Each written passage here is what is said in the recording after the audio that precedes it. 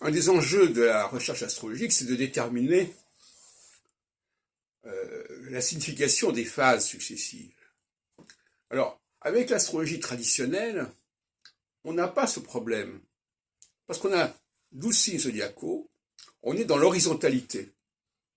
Voilà, ils se suivent comme ça, voilà, très bien. Avec ma réflexion, c'est différent.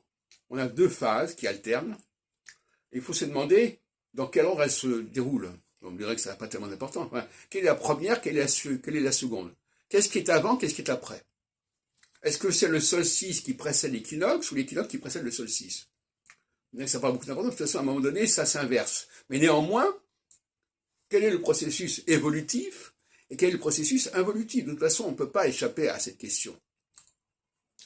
Et ça n'est pas si simple de trancher, d'autant plus qu'il y a des arguments.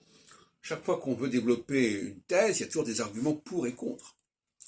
Donc, ça n'est jamais si simple. Mais c'est un débat intéressant.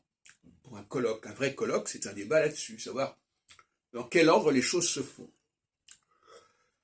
Passe-t-on de la verticalité à l'horizontalité, l'horizontalité à la verticalité? Passe-t-on de la mise en évidence des petits ou des grands, les grands étant la verticalité, les petits étant. Et alors, donc effectivement,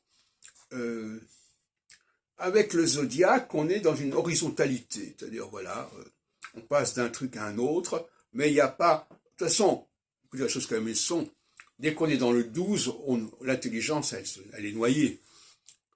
Les gens sont beaucoup plus intelligents dans une réflexion sur la dualité que sur une réflexion sur le 12. Enfin, il ne faut pas se leurrer.